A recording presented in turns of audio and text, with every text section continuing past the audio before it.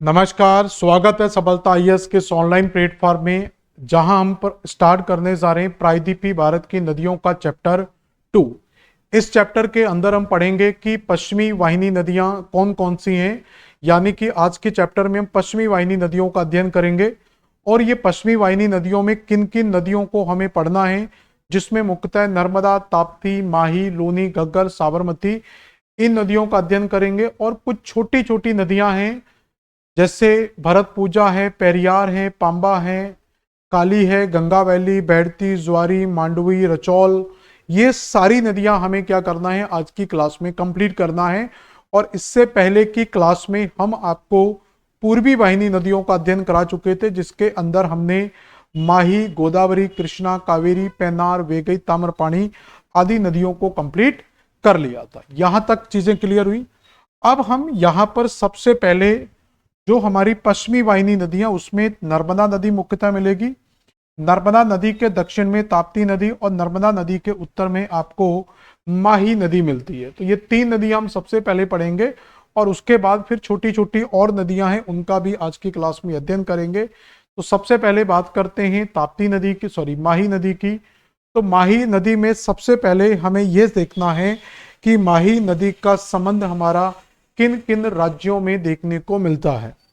तो यहां पर अगर हम देखें तो माही नदी का संबंध हमारा मध्य प्रदेश, राजस्थान और गुजरात राज्य से है। तो ये मध्य प्रदेश, राजस्थान और गुजरात राज्यों में नदी मिलती है। अब इसमें से किस राज्य में उद्गम होता है, किस राज्य में इस नदी का मुहाना है, वो हम समझेंगे। तो मध्य प्रदेश के धार जिले से इस नदी का उद्गम होगा, यानी कि पश्चिमी भाग से राजस्थान से होते हुए ये गुजरात में खंबात की खाड़ी में गिरती है। यानी कि हम ये समझ सकते हैं कि इस नदी का उद्गम मध्य प्रदेश के पश्चिमी भाग से होता है और गुजरात के दक्षिण में खंबात की खाड़ी में इस नदी का मुहाना मिलता है। इस नदी की एक वैश्विक पहचान है कि यह नदी कर्क रेखा को 2 बार क्रॉस करती है। तो कर्क रेखा यहां से जब गुजरेगी तो यह नदी जाते और वापिस आते समय 2 बार क्रॉस करती है कर्क रेखा को। तो ये एक इसकी वैश्विक पहचान मिलती है कि कौन सी नदी कर्क रेखा को 2 बार क्रॉस करती, तो उस समय हमारे भारत की नदी माही नदी का नाम आता है। ऐसे ही मकर रेखा को क्रॉस करने वाली अफ्रीका महाद्वीप की एक नदी मिलती है, लिम्पोपो नदी, जो अफ्रीका महाद्वीप के दक्षिणी देशों में मिलेगी। और ऐसे ही मध्य भाग में एक नदी मिलेगी आपको, जायरे या कोंगो नदी, कोंगो गणराज्य के अंदर यह नदी मिलेगी, जो भूमध्य रेखा को 2 बार क्रॉस करती है। यहां तक क्लियर हो गया। इसके बाद मध्य प्रदेश में कर्क रेखा नदी, कर्क रेखा को क्रॉस करने वाली नदी कौन सी याद रखेंगे, माही नदी। यहां तक सारी चीजें क्लियर हुई। इसके बाद हम देखते हैं कि मध्य प्रदेश में माही नदी का उद्गम मध्य प्रदेश के धार जिले से होता है। इसके बाद ये राजस्थान और गुजरात से होते हुए खंबात की खाड़ी में अपना मुहाना बनाती है। इसके बाद इस नदी से कर्क रेखा को ये नदी 2 बार क्रॉस करती है। इसके बाद राजस्थान में इससे 2 छोटी छोटी नदियां आकर मिलती हैं, जिसमें एक नदी को कहा जाता है सोम नदी और एक नदी को कहा जाता है जाखम नदी। जिस जगह पर सोम और जाखम नदियां आपस में मिलती हैं, वहां पर एक बाणेश्वर त्रिवेणी संगम बना हुआ है। तो इन तीनों नदियों के संगम पर क्या स्थित है, बाणेश्वर त्रिवेणी संगम स्थित है। और बाणेश्वर त्रिवेणी संगम की अगर हम बात करें तो ये बाणेश्वर त्रिवेणी संगम कुंभ मेले के लिए प्रसिद्ध है। ये कुंभ नॉर्मल वाला कुंभ नहीं है, ये आदिवासी समुदाय के द्वारा आयोजित होने वाला एक छोटा सा धार्मिक मेला है, जहां पर आदिवासी समुदाय के लोग इकट्ठे होते हैं और एक छोटे से छोटे से मेले का आयोजन करते हैं। इसलिए इसको आदिवासियों का कुंभ कहा जाता है और इसी कारण माही नदी को आदिवासी गंगा के नाम से जाना जाता है। यहां तक की कहानी आपको क्लियर होगी। इसके बाद मोरेन और अनास नाम की 2 छोटी छोटी नदियां इससे मिलती हैं। एक चीज हमें इसमें और समझना है कि राजस्थान में इस नदी पर जमनालाल परियोजना और गुजरात में इस नदी पर कडाना डैम स्थित है। तो इस नदी पर 2 डैम आपको याद रखना है, जमनालाल परियोजना राजस्थान में और कडाना डैम कहां पर स्थित है, गुजरात में। तो उद्गम से लेकर मुहाना, उसके बाद इसकी लंबाई जो 583 किलोमीटर मिलती है। उसके बाद इस नदी की सहायक नदियां बाणेश्वर त्रिवेणी संगम, कुंभ मेला, आदिवासी गंगा के नाम से जानी जाती है, कर्क रेखा को 2 बार क्रॉस करती है। ये सारी विशेषताएं आपको इसमें याद रखनी होंगी। तो कुछ फैक्चुअल चीजें, जैसे उद्गम मध्य प्रदेश के धार जिले से होता है, मुहाना गल्फ ऑफ खंबात में है, लेंथ 583 किलोमीटर, ट्रिब्यूटरी सोमजाखा, मनास एंड मोरेने। और परियोजना की बात करेंगे तो राजस्थान में जमनालाल परियोजना और गुजरात में क्या बना हुआ है, कडाना डैम। तो इस तरीके से एक सफिशिएंट मैटर के साथ हमने माही नदी को कंप्लीट कर लिया। पढ़ने को फालतू में कुछ भी पढ़ते रहो, कमी कोई नहीं है, लेकिन जितनी हमें रिक्वायरमेंट एग्जाम की उस हिसाब से आपकी लगभग चीजें यहाँ पर मैप के बेस पर कंप्लीट हो जाती हैं। इसके बाद नर्मदा नदी के उत्तर में प्रवाहित होने वाली नदी माही हमने कंप्लीट कर ली। अब नर्मदा नदी के दक्षिण में प्रवाहित होने वाली नदी को पढ़ेंगे, वो है हमारी ताप्ती नदी। तो नर्मदा नदी के दक्षिण में कौन सी नदी प्रवाहित होती है, ताप्ती नदी। तो हम यहाँ पर समझेंगे कि जो ताप्ती नदी है, तो ताप्ती नदी का संबंध तो यहाँ पर बीच में मिलेगी, याद रखना, नर्मदा। नर्मदा के ऊपर है माही और नर्मदा के नीचे मिलेगी आपको कौन सी नदी, ताप्ती नदी। तो ताप्ती नदी का उद्गम कहाँ से होता है, तो ये देखें कि पहले ताप्ती नदी का अपवाह जो बेसिन है वो किन किन राज्यों से संबंधित है। तो इसमें मध्य प्रदेश, गुजरात और महाराष्ट्र राज्य आपको मिलेंगे, जिनमें से इस नदी का उद्गम मध्य प्रदेश के दक्षिण में स्थित बैतूल जिले से होता है। उसके बाद ये नदी महाराष्ट्र में, और महाराष्ट्र के बाद ये नदी गुजरात में प्रवेश करती है और खंबात की खाड़ी के अंदर मुहाना बनाती है। यहाँ पर थोड़ा सा डायग्राम नीचे आ गया, लेकिन यहाँ पर आप ये याद रखना कि जब ये नदी मध्य प्रदेश से जाती है और उसके बाद ये महाराष्ट्र और फिर गुजरात की थोड़ी सी ऊपर से सीमा बनाकर गुजरात में खंबात की खाड़ी में गिरती है, तो सिंपली आप इतना याद रख लेंगे कि ये नदी मध्य प्रदेश से निकलती है, फिर महाराष्ट्र और फिर गुजरात में नर्मदा नदी की एस्चुरी के दक्षिण में अपनी एस्चुरी का निर्माण करती है। और ये नदी हम जानते हैं कि नर्मदा और ताप्ती नदियां दो मात्र ऐसी नदियां हैं जो भ्रंश घाटियों में प्रवाहित होती है। तो मध्य प्रदेश या पूरे भारत में भ्रंश घाटियों में प्रवाहित होने वाली सबसे महत्वपूर्ण नदियों में नर्मदा और ताप्ती नदी हमें मिलती है। अब यहां पर बात करें तो इस नदी का उद्गम बैतूल, खंडवा और बुरहानपुर से होता है, फिर महाराष्ट्र और गुजरात से होते हुए अपना मुहाना खंबात की खाड़ी में बनाएगी। इस नदी का उद्गम हम देख चुके हैं, तो बैतूल के मुल्तई से होगा, मुहाना खंबात की खाड़ी में। लेंथ इसकी 724 किलोमीटर है, जिसमें से याद रखेंगे कि 279 किलोमीटर मध्य प्रदेश में, 270 किलो महाराष्ट्र में और 175 किलोमीटर की लेंथ हमें गुजरात राज्य में देखने को मिलती है। इस नदी के कुछ और नाम भी मिलते हैं, जैसे इस नदी को सूर्यपुत्री, डॉटर ऑफ सन के नाम से, प्योचनी के नाम से या सुरसुरा के नाम से भी जाना जाता है। तो ये कुछ इसके अदर नेम भी आपको याद रख लेने हैं। इसके बाद ताप्ती नदी की देखा जाए तो ताप्ती नदी से मध्य प्रदेश के बैतूल जिले से निकलने वाली नदी जो महाराष्ट्र में जाकर मिलती है, जिसको कहते हैं पूर्णा नदी। महाराष्ट्र की साइड से इससे गिरना नदी और बोरी नदी मिलती हैं। इसके बाद इससे अमरावती नदी और उत्तर की साइड से इसमें आपको अरुणावती नदी मिलती है। तो ये सारी नदियां महाराष्ट्र राज्य के अंदर इससे मिलती हैं। इसके बाद देखा जाए तो इस नदी पर मध्य प्रदेश के बैतूल में डैम बना हुआ है, जिसको कहते हैं पारसडो डैम, और महाराष्ट्र में जो डैम बना उसको कहते हैं हटनूर डैम, और गुजरात में इस नदी पर मोस्ट फेमस जो प्रोजेक्ट है वो आपको मिलेगा उकाई परियोजना। तो उकाई परियोजना किस नदी पर स्थित है, तो इसी ताप्ती नदी पर स्थित है। तो 3 डैम याद रखेंगे, उकाई परियोजना, हटनूर परियोजना और पारसडो परियोजना। तो ट्रिब्यूटरीज हम देख चुके हैं, तो इसकी कौन कौन सी ट्रिब्यूटरीज मिलती हैं, पूर्णा है, गिरना है, बोरी है, पंजरा है, अमरावती और अरुणावती। प्रोजेक्ट की बात करें तो पारसडो डैम मध्य प्रदेश में, हटनूर डैम महाराष्ट्र में और उकाई प्रोजेक्ट हमें कहाँ मिलता है, गुजरात राज्य के अंदर मिलता है। यहां तक की कहानी समझ में आई। तो ये छोटा सा टॉपिक था हमारा माही, और छोटा सा चैप्टर था हमारा माही और ताप्ती नदी का, जो नर्मदा नदी के उत्तर और दक्षिण की स्थिति को संदर्भित करती हैं। इसके बाद हमें मोस्ट इंपोर्टेंट नदी याद पड़नी है, वो है नर्मदा नदी, माँ नर्मदा नदी, जो भारत की एक धार्मिक स्थलों में भी शामिल होती है, पवित्र नदियों में मानी जाती है। तो नर्मदा नदी का संबंध भी मध्य प्रदेश, गुजरात और महाराष्ट्र राज्यों में है। लेकिन महाराष्ट्र से देखो, जो बैतूल से निकलती है नदी, वो आपकी महाराष्ट्र की सीमा से बनाते हुए गुजरात में जाएगी, और ये नदी जो माही है ये राजस्थान की सीमा के बाद गुजरात आएगी, लेकिन ये नदी सीधे ही गुजरात राज्य में प्रवेश करेगी। मतलब ये नदी मध्य प्रदेश के सबसे पूर्वी भाग मेकाल श्रेणी अमरकंटक से निकलकर आती है और पूरे मध्य प्रदेश के 15-16 जिलों को क्रॉस करने के बाद ये नदी मध्य प्रदेश के बाद गुजरात में खंबात की खाड़ी में गिरती है। यहां पर याद रखना कि इस नदी का जो प्रवाह है वो महाराष्ट्र राज्य में बहुत कम मिलता है। अधिकतर ये नदी पहले मध्य प्रदेश में होती है, उसके बाद मध्य प्रदेश और महाराष्ट्र की सीमा पर, उसके बाद गुजरात और महाराष्ट्र की सीमा पर। तो ये दो राज्यों के साथ सीमा बनाती है। पहले तो ये मध्य प्रदेश, महाराष्ट्र और गुजरात में प्रवाहित होती है। उसके साथ साथ याद रखना कि ये नदी मध्य प्रदेश और महाराष्ट्र के बीच भी सीमा बनाती है और ये नदी गुजरात और महाराष्ट्र के बीच भी सीमा बनाती है। और मुहाना इसका फाइनली कहां पर है? खंबात की खाड़ी में मिलता है।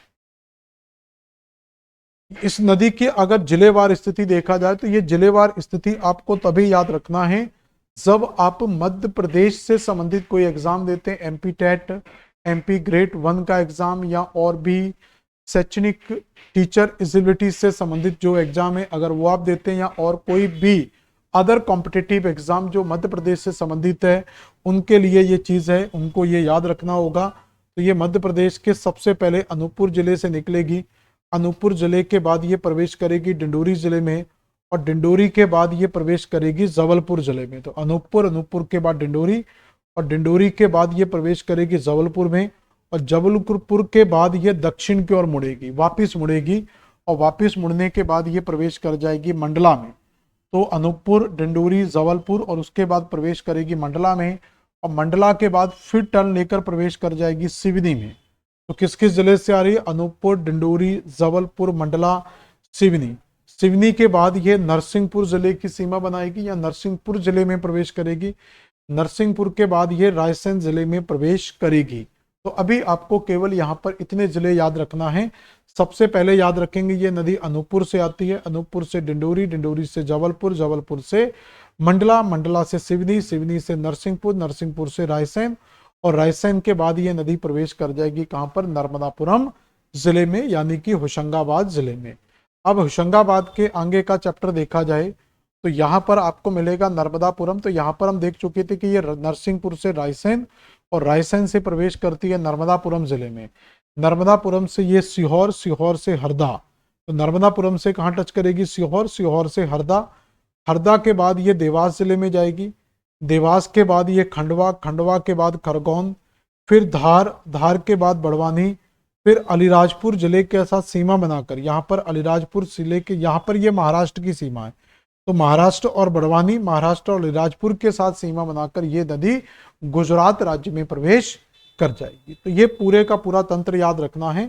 तो यहाँ पर पूरा देख सकते हैं कि ये नदी अनूपपुर जिले से निकलती, फिर डिंडोरी, फिर जबलपुर, फिर मंडला, फिर सिवनी, नरसिंहपुर, रायसेन, फिर आपका नर्मदापुरम, फिर आपका सीहोर, हरदा, देवास, खंडवा, खरगोन, धार, फिर बड़वानी, बड़वानी के बाद अलीराजपुर की सीमा बनाते हुए महाराष्ट्र में प्रवेश करती है और महाराष्ट्र के बाद ये गुजरात राज्य में प्रवेश कर जाएगी।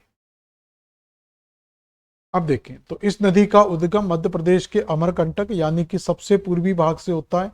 पूरब से पश्चिम की प्रवाहित होते हुए ये नदी फाइनली खंबात की खाड़ी के अंदर अपना मुहाना बनाती है। तो हमें यहाँ पर नदी का उद्गम क्लियर हो गया, नदी का मुहाना क्लियर हो गया। नदी की टोटल जो लेंथ है वो 1312 किलोमीटर मिलती है। तो नदी की कुल जो डिस्टेंस है वो कितनी मिलती है? 1312 किलोमीटर, जिसमें से 1077 किलोमीटर मध्य प्रदेश में, 74 किलोमीटर महाराष्ट्र में और 161 किलोमीटर हमें गुजरात राज्य के अंदर देखने को मिलती है। तो पहले इतनी बातों को फैक्चुअल में कंप्लीट कर लें। तो इस नदी का उद्गम अमरकंटक अनूपपुर जिले से होता है। मुहाना इसका खंबात की खाड़ी में है। लंबाई इसकी 1312 किलोमीटर है, जिसमें से मध्य प्रदेश के अंदर इसकी लंबाई 1077 किलोमीटर, यानी कि सबसे ज्यादा जो लंबाई है वो मध्य प्रदेश में मिलेगी। उसके अलावा महाराष्ट्र में 74 किलोमीटर, ये 74 किलोमीटर की जो लंबाई है इसमें कुछ लंबाई मध्य प्रदेश और महाराष्ट्र की सीमा के साथ है, कुछ लंबाई मध्य प्रदेश और गुजरात राज्य की सीमा के साथ है। तीसरा राज्य जो मिलता है वो महाराष्ट्र है, जिसमें से 161 किलोमीटर की लंबाई मिलेगी गुजरात में।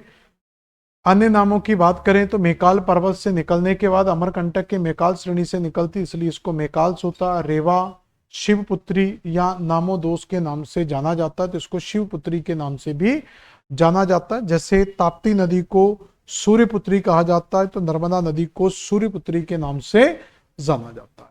क्लियर? तो टॉलमी ने इसको क्या नाम दिया था? नामोदोस नाम दिया था। इसके बाद अगर हम देखें तो ये मध्य प्रदेश के अनूपपुर, डिंडोरी, मंडला, जबलपुर, सिवनी, नरसिंहपुर, रायसेन, नर्मदापुरम, सीहोर, हरदा, देवास, खंडवा, खरगोन, धार, बड़वानी और अलीराजपुर जिलों से जाते। तो ये मध्य प्रदेश के टोटल 15 से 16 जिले आप इस नदी पर काउंट कर सकते हैं। इसके बाद तो ये सारे जिलों से ये नदी प्रवाहित होगी। लगभग 15 से 16 जिले यहाँ पर आपको मिलते हैं, आप काउंट करके लिख लेना। इसके बाद महाराष्ट्र में जब ये नदी जाती है तो महाराष्ट्र का नंदुरबार जिला इस नदी के, तो महाराष्ट्र के किस जिले में ये क्रॉस करती है? तो महाराष्ट्र के नंदुरबार जिले में। और उसके बाद गुजरात के नर्मदा और बड़ौद जिले में प्रवेश करती है और यहीं पर statue of unity, iron man या सरदार वल्लभ भाई पटेल की यहाँ पर हमें क्या है? स्टैचू देखने को मिलती है, जिसको स्टैचू ऑफ यूनिटी के नाम से जाना जाता है। अगर इस नदी के उद्गम की बात करेंगे तो ड्रेनेज इसका मध्य प्रदेश के 16 जिलों के अंदर मिलता है। आप 16 जिले काउंट कर सकते हैं कि 16 जिले यहाँ पर कौन कौन से हमें मिलते हैं। मध्य प्रदेश के बाद महाराष्ट्र के नंदुरबार जिले और गुजरात के नर्मदा और बड़ौद जिले में ये नदी प्रवाहित होती है। अब इस नदी की ट्रिब्यूटरीज की बात करेंगे तो टोटल इसकी 41 ट्रिब्यूटरीज मिलती हैं, जिसमें से 22 ट्रिब्यूटरी लेफ्ट हैंड पर और 19 ट्रिब्यूटरी हमें राइट हैंड पर मिलती हैं, जिसमें शंकर नदी हो गई, दूधी नदी हो गई, तवा नदी हो गई। इस तरीके से कई नदियां हमें मिलेंगी। तो सबसे पहले देखते हैं कि इस नदी का उद्गम कहाँ से होता है? अनूपपुर जिले से। अनूपपुर जिले से निकलने के बाद ये नदी प्रवेश करती है कहाँ पर? डिंडोरी जिले में। डिंडोरी के बाद जबलपुर, जबलपुर में इससे एक नदी आकर मिलेगी, हिरण नदी। तो जबलपुर में कौन सी नदी मिलेगी? हिरण नदी। हिरण नदी के बाद मंडला जिले में इससे आकर एक नदी मिलेगी जिसको कहा जाता है बंजर नदी। तो जबलपुर में हिरण नदी, मंडला में बंजर नदी मिलेगी। इसके बाद सिवनी में जाएंगे तो इसमें सिवनी के अंदर एक नदी मिलेगी जिसको कहा जाता है शेर नदी। और शेर के बाद ही आपको मिलेगी शंकर नदी। तो शेर, शंकर और दूधी, तो शेर, शंकर, दूधी तीनों नदियां मध्य प्रदेश के नरसिंहपुर जिले के अंदर मिलती हैं। इसके बाद ये नदी रायसेन, और रायसेन के बाद नर्मदापुरम में प्रवेश करती है और नर्मदापुरम में इससे बारना नदी और तवा नदी मिलती है। तवा इसकी सबसे महत्वपूर्ण सहायक नदी है जिस पर तवा प्रोजेक्ट भी बना हुआ है। फिर सीहोर जिले में, फिर हरदा जिले में, फिर देवास जिले में, फिर खंडवा में, खरगोन में चोराल नदी इससे मिलेगी। तो ये कुछ इंपोर्टेंट ट्रिब्यूटरीज की हमने बात कर ली है, क्योंकि सारी ट्रिब्यूटरीज बहुत ज़्यादा हैं, ना तो आपसे एग्जाम में पूछी जाती हैं और ना कभी हम इसको एग्जाम में ऐसे पूरी ट्रिब्यूटरीज को याद करके कंप्लीट कर सकते हैं। इसके बाद हमें ये पढ़ना होता है कि इस नदी पर कौन कौन से डैम बने हुए हैं, कौन कौन सी परियोजनाएं बनी हुई हैं। जब ये नदी अनूपपुर जिले से निकलती उसके बाद जब ये जबलपुर जिले में प्रवेश करेगी तो जबलपुर में इस नदी पर एक परियोजना बनी हुई है, रानी अवंतीबाई परियोजना। उसके बाद ये नदी खंडवा में प्रवेश करेगी तो खंडवा में इस नदी पर बना हुआ है ओमकारेश्वर डैम और खंडवा में ही बना हुआ है इसके ऊपर इंदिरा सागर डैम। तो पहली परियोजना जबलपुर में मिलेगी, रानी अवंती परियोजना, बरगी परियोजना के नाम से जानी जाती है। खंडवा में इस नदी पर 2 परियोजना बनेगी, एक इंदिरा सागर परियोजना और दूसरा मिलेगी आपको यहाँ पर ओंकारेश्वर परियोजना। यहाँ तक कहानी समझ में आई सभी को। इसके बाद खरगोन जिले के अंदर इसके ऊपर एक डैम बना हुआ है जिसको कहते हैं महेश्वर परियोजना। तो ये कुछ परियोजना हैं। और गुजरात के अंदर इसमें एक परियोजना बनी हुई जिसको कहते हैं सरदार सरोवर बांध परियोजना। और इसी सरदार सरोवर बांध परियोजना को लेकर एक काफी पुराना विवाद चलता है जो एक जल विवाद से जुड़ा हुआ है, जिसको सरदार सरोवर बांध की ऊंचाई को लेकर इसका विरोध किया जाता है जनजातीय समुदायों के द्वारा। और इस नर्मदा बचाओ आंदोलन, सेव नर्मदा मूवमेंट में अगर हम बात करेंगे तो इसको रन करने वाली जो महिला है वो है मेधा पाटकर। इसके अलावा इसमें बाबा आमटे, राजेंद्र प्रसाद जैसे लोग भी जुड़े हुए हैं। मेधा पाटकर खास तौर पर याद रखना। तो नदी का 4 डैम हमने इस नदी पर देखे। तो ओमकारेश्वर खंडवा में, इंदिरा सागर ओमकारेश्वर खंडवा में, इंदिरा सागर खंडवा में, रानी अवंती बरगी जबलपुर में, महेश्वर खरगोन में, सरदार सरोवर गुजरात में।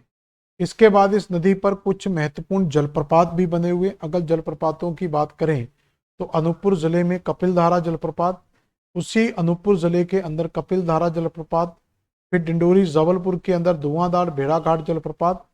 इसके बाद ये नदी आगे बढ़ती हुई चली जाएगी। ये सारी ट्रिब्यूटरीज हमने देख ली है।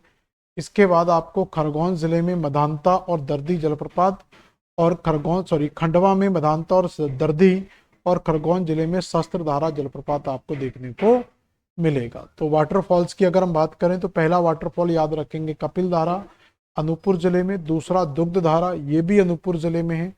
तीसरा धुआंधार जबलपुर में, मंदाता मंडला में, दर्दी खंडवा में। तो मदानता और दर्दी दोनों खंडवा में है। शस्त्रधारा आपको कहां पर मिलेगा? ये खरगोन जिले के अंदर मिलेगा। तो इस तरीके से आप नर्मदा नदी पर स्थित बांध और जलाशयों की स्टडी कर सकते हैं। इसके बाद अगर देखा जाए तो ये नर्मदा नदी की मोटी मोटी कहानी कंप्लीट होती है, यानी कि हमने जितनी हमारी रिक्वायरमेंट होती है नर्मदा नदी से वो हम कंप्लीट कर चुके। तो नर्मदा, ताप्ती, माही, तीन नदियां जो सबसे प्रमुख नदियां हैं उनको हमने कंप्लीट कर लिया है।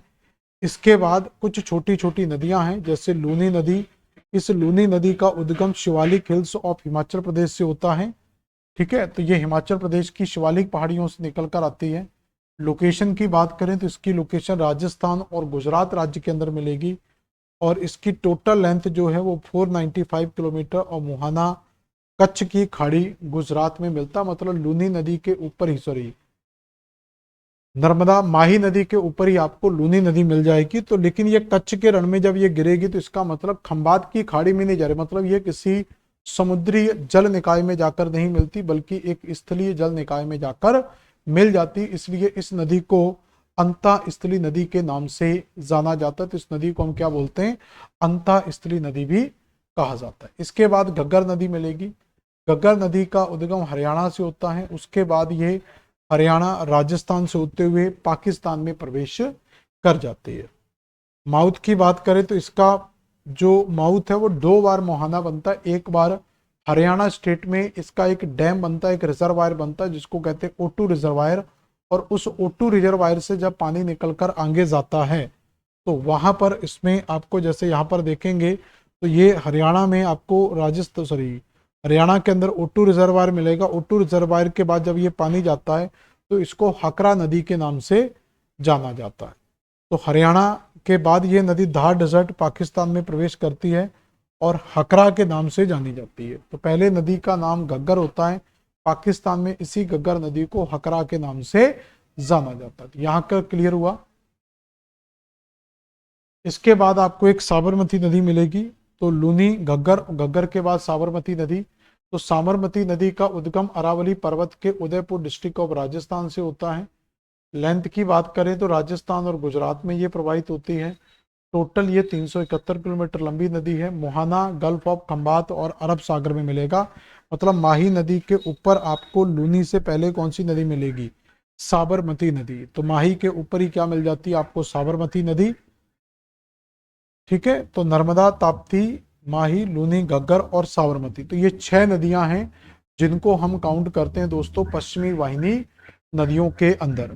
कुछ और नदियां भी हमें देखने को मिलती हैं। कुछ और नदियों की अगर हम बात करें, ये वो नदियां हैं जो पश्चिमी घाट से निकलती हैं और पश्चिम दिशा में प्रवाहित होते हुए अरब सागर के अंदर गिरती हैं। मतलब यहां पर हमें कुछ नदियां मिलेंगी। तो इस पश्चिमी घाट की, ये पूरे का पूरा पश्चिमी घाट है, तो इस पश्चिमी घाट के अंदर कुछ नदियां मिलेंगी। और पश्चिमी घाट के बाद जैसे यहाँ पर हम देखेंगे तो आपको यहाँ पर एक नदी मिलती है, नर्मदा नदी। नर्मदा के नीचे माही नदी, माही नदी के नीचे नर्मदा, ताप्ती और लूनी नदी मिलती हैं। ठीक है, तो यहाँ पर जो नदियां ये तो इस तरफ जा ही रही हैं, लेकिन कुछ नदियां जो गुजरात में यहाँ से निकलेंगी, कुछ नदियां गोवा में निकलेंगी, कुछ नदियां कर्नाटक से निकलेंगी और कुछ नदियां केरल से निकलेंगी। यानी कि ये नदियां पश्चिमी घाट जो हैं तो पश्चिमी घाट के पश्चिम से निकलती हैं और इनका मुहाना अरब सागर में बनेगा। और अगर कोई नदी पश्चिमी घाट के पूर्वी भाग से निकलती है तो उसका मुहाना बंगाल की खाड़ी में बनेगा। जैसे गोदावरी, कृष्णा नदियां पूर्वी घाट, पश्चिमी घाट के पूर्वी तट से निकलती हैं, इसलिए इनका मुहाना जो बनता है वो अरब सागर के अंदर बनता है। और उसी प्रकार से पूरब में बंगाल की खाड़ी में बनता है, और इधर से जो पश्चिमी तट के पश्चिमी घाट के पश्चिमी तट से निकलेंगे उनका मुहाना कहाँ पर बनेगा, अरब सागर के अंदर बनेगा। तो इसमें कौन कौन सी नदियां हमें देखने को मिलती हैं, तो इसमें अगर रिवर्स की बात करें तो गुजरात के अंदर गोवा, कर्नाटका और केरल।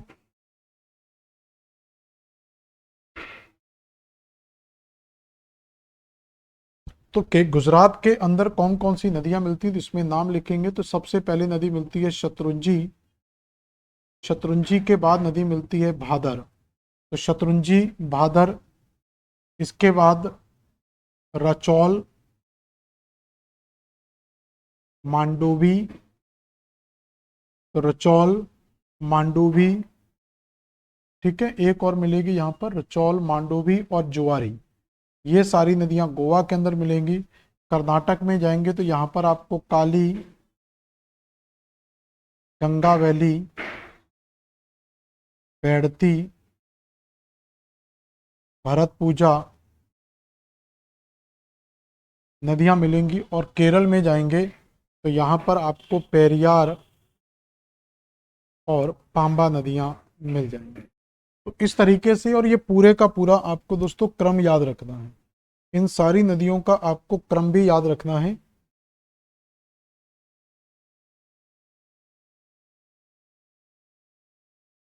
मतलब यहाँ पर अगर हम देखेंगे तो पूरे पश्चिमी घाट के अंदर तो इन नदियों का आपको क्रम भी याद रखना होगा। तो जैसे यहाँ पर गुजरात के अंदर सबसे पहले दो नदियाँ मिलेंगी, भरतपूजा, सॉरी, शत्रुंजी और भादर। तो भादर, शत्रुंजी, फिर उसके बाद गोवा राज्य के अंदर मिलेंगी आपको जुआरी, मांडुवी और रचौल। फिर कर्नाटक में जाएंगे तो काली, गंगा वैली, बैडती और शरावती, इसको भी याद कर लेना। और केरल के अंदर भरतपूजा, पेरियार और पांबा। एक नदी यहाँ पर हमारी गड़बड़ हुई है, उसको सुधार लेते हैं। तो काली, गंगा वैली, बैडती, और यहाँ पर याद रख लेना एक नदी शरावती, भरतपूजा, पेरियार, पांबा को यहाँ पर लिख लेना। तो इस तरीके से ये पूरे का पूरा आपको एक सीक्वेंस फॉर्मेट याद रखना है कि कौन सी नदी कहाँ से निकल कर आती है। तो ये सारी नदियाँ पश्चिमी घाट के पश्चिमी तट से निकल कर आती हैं और पूरब की ओर प्रवाहित होती हैं। इसके बाद कुछ नदियों के जॉइंट प्रोजेक्ट हैं, ये काफ़ी ज़्यादा कई बार कंफ्यूज करते हैं, तो इनको एक बार हम पूरा समझ लेते हैं।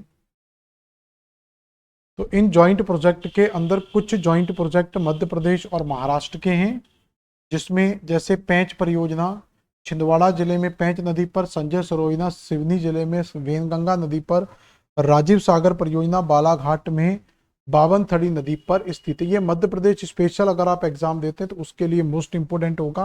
तो ये मध्य प्रदेश और महाराष्ट्र की सहायक नदियां हैं। राजस्थान और मध्य प्रदेश में देखें तो गांधी सागर, राणा सागर, जवाहर सागर जो चंबल नदी पर स्थित है, ये तीन मध्य प्रदेश, राजस्थान, गुजरात, राजस्थान के जॉइंट प्रोजेक्ट हैं। मध्य प्रदेश, उत्तर प्रदेश और बिहार के जॉइंट प्रोजेक्ट में देखेंगे तो सोन नदी पर एक शेडोल परियोजना बनाई गई जो एमपी, यूपी और बिहार का जॉइंट प्रोजेक्ट है। उसके बाद एमपी, राजस्थान, महाराष्ट्र, गुजरात की जो संयुक्त परियोजना है वो सरदार सरोवर परियोजना है, जिसको लेकर काफी ज्यादा विरोध भी किया जाता है। और मध्य प्रदेश, यूपी में जाएंगे तो राजघाट परियोजना, जिसे रानी लक्ष्मीबाई परियोजना के नाम से भी जाना जाता है, तो ये अशोकनगर में स्थित है। माता टीला बांध ललितपुर में स्थित है। उर्मिला परियोजना छतरपुर में स्थित है। ग्रेट गंगो परियोजना छतरपुर में, और रनगावा परियोजना भी आपका छतरपुर जिले में स्थित है। तो इस तरीके से आप कुछ परियोजनाओं का यहाँ पर नाम बता सकते हैं कि कौन कौन सी परियोजना यहाँ पर बनी हुई है। कुछ फैक्चुअल चीजें आती है, जैसे गंगा और मध्य प्रदेश की गंगा किसे कहा जाता है, तो प्रदूषण के आधार पर मध्य प्रदेश की गंगा बेतवा नदी को कहा जाता है। और दूसरा फैक्ट आता है कि गंगा और Madhya Pradesh on the basis of purity, तो गंदगी के आधार पर या पॉल्यूशन के आधार पर हम मध्य प्रदेश की गंगा बेतवा नदी को बोलते हैं, और सफाई के, स्वच्छता के आधार पर मध्य प्रदेश की गंगा आपका नर्मदा नदी को बोला जाता है। बुंदेलखंड की गंगा बेतवा नदी को, आदिवासी गंगा माही नदी को, मालवा की गंगा यहाँ पर शिप्रा नदी को कहा जाता है। खुशियों की दती नदी नर्मदा नदी को कहा जाता है। सबसे सुंदर नदी कैन नदी है। चंबल का ब्रांड एम्बेसडर डॉल्फिन को बनाया गया था। और फॉरेस्ट जो फॉरेस्ट हैं, जो कटीले वन है, वो भी हमें चंबल घाटी में देखने को मिलते हैं। और 11 दिसंबर 2016 से 15 मई 2017 के बीच में नर्मदा सेवा यात्रा का शुभारंभ किया गया था। और तापी महोत्सव है वो 25 से 23 फरवरी 2022 के मध्य मनाया गया था। ये कुछ फैक्चुअल चीज़ें हैं। तो यहाँ तक तो हमारी ये क्लास कंप्लीट होती है, जिसमें हमने प्रायद्वीपी तंत्र की पूरी नदियों को कंप्लीट कर लिया। नर्मदा, ताप्ती, माही, लूनी, घग्गर, साबरमती, और उसके बाद जो छोटी छोटी नदियां थी वो भी आज की क्लास में हमने कंप्लीट कर ली। तो यहाँ पर आपका प्रायद्वीपी भारत का तंत्र कंप्लीट होता है, जिसमें पश्चिमी वाहिनी और पूर्वी वाहिनी नदियों को हम कंप्लीट कर चुके होंगे। तो इसके बाद मिलेंगे नेक्स्ट क्लास में। धन्यवाद।